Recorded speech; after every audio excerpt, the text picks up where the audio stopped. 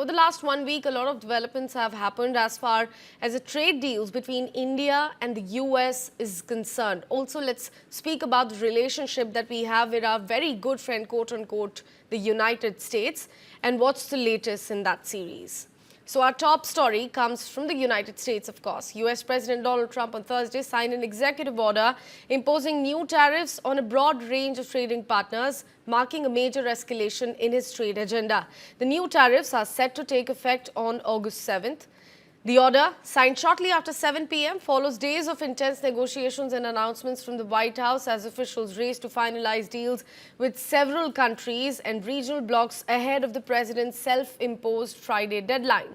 The unknown created a sense of drama that has defined Trump's rollout of tariffs over several months, with one consistency being his desire to levy an import tax that most of the economists say will ultimately be borne to some degree by US consumers and businesses. Trump said that Canadian Prime Minister Mark Carney had called ahead of 35% tariffs being imposed on many of his nation's goods.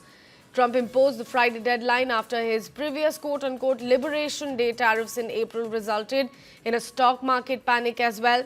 His unusually high tariff rates unveiled in April led to recession fears, prompting Trump to impose a 90-day negotiating period.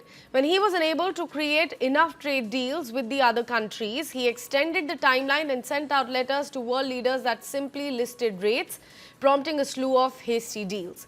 Donald Trump reached a deal with South Korea on Wednesday and earlier with the European Union, Japan, Indonesia, and Philippines.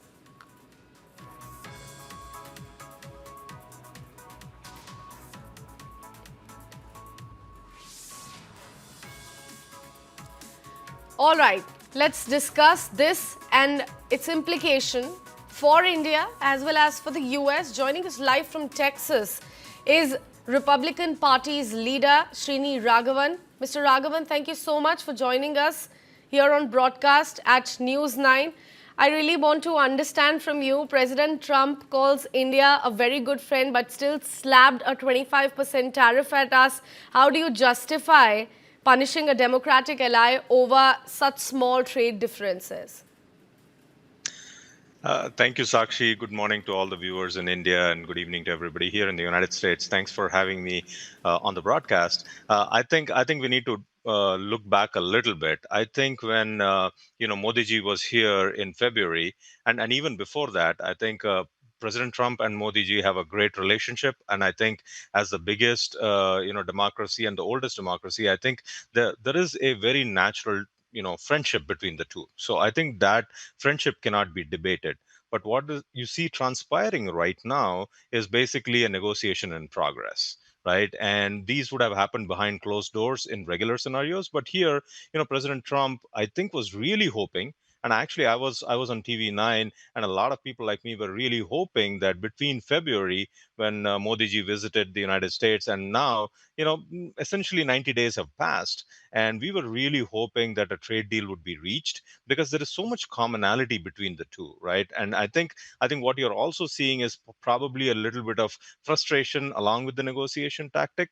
I think he's a little bit frustrated that things haven't come to fruition. I mean, if you think about it, the two biggest issues, problems for the United States was China, right? Which he said at the start that he's never going to do a deal. Then he said, okay, we might do a deal.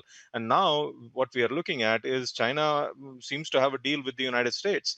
And then, whereas with India, right? India was supposed to be a friend, still a friend, right? We started talking about that deal, but nothing has really progressed or really come to fruition. We kept hearing that it's very close. Tomorrow we'll have a deal and things like that.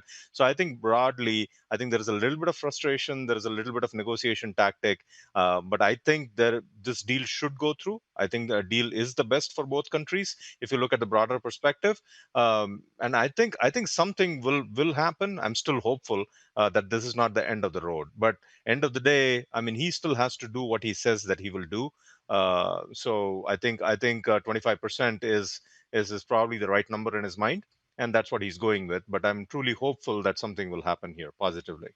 Absolutely. Mr. Raghavan, I'll request you to please stay on with me on the broadcast. My executive editor of News9, Kartik Malhotra, is also joining us early this morning on the broadcast. Kartik, now the new announcement coming in of reciprocal tariff. A lot of countries have been involved in that particular list. New announcement, what does that mean for India and also for the US?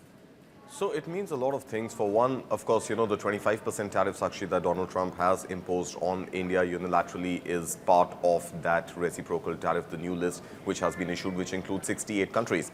But also in line with what we have seen before, there is this baseline tariff of 10% which is applicable to all the names of the countries which are not included in Annex 1 of that executive order, which means there is a 10% tariff on every country, and tariffs overall range from that 10% to as high as about 40% or so. But in the case of India, it's not just that 25% tariff, because that is news which the market has digested, which traders perhaps are trying to battle, negotiators are trying to find a way around.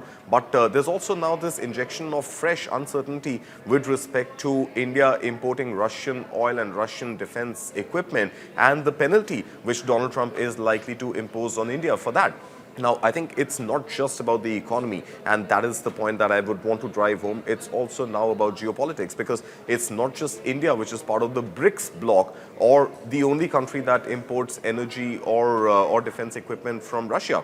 In fact, China is part of BRICS as well, but China is still working on what Trump is referring to as a fair deal, which is likely to be agreed upon. So why is India being singled out right now? Add to that, of course, China is also among the largest importers, if not the largest importer of Russian oil. So China is still on the negotiating table.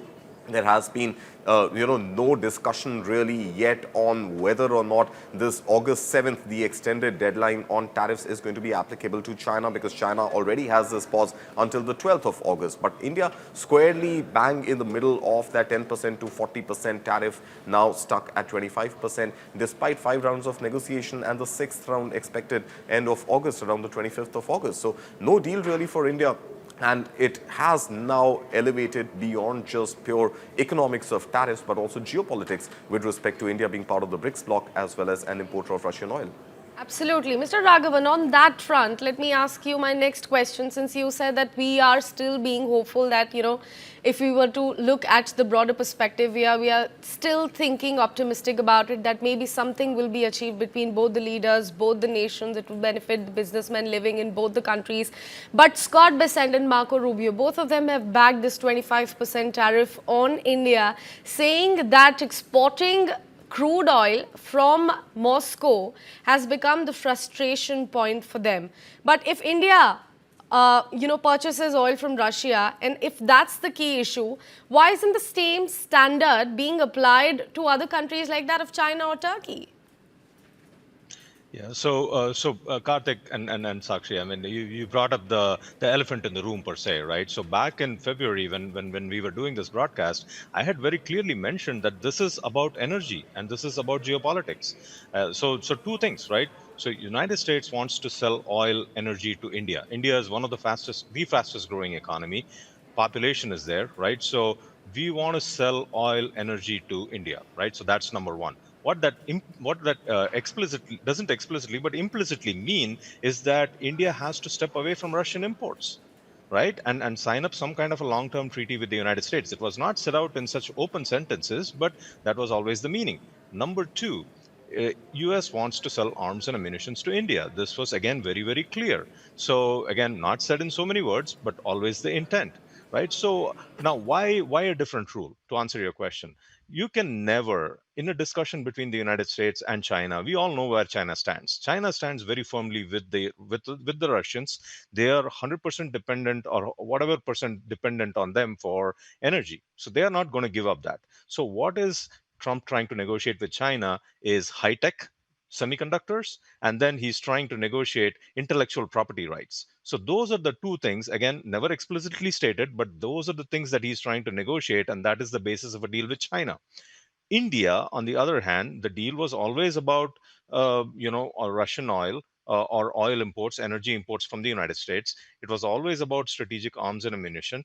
And then now more things are getting added, like, the seeds, that we want to export agriculture products and other things. Pharmaceutical is big. So I think that what constructs or what constitutes a deal between the United States and China is different. What constitutes a deal between the United States and India is different. And actually, it should be viewed that way. It should work that way because, again, what China asks in return from the US is going to be different than what India should ask from the US.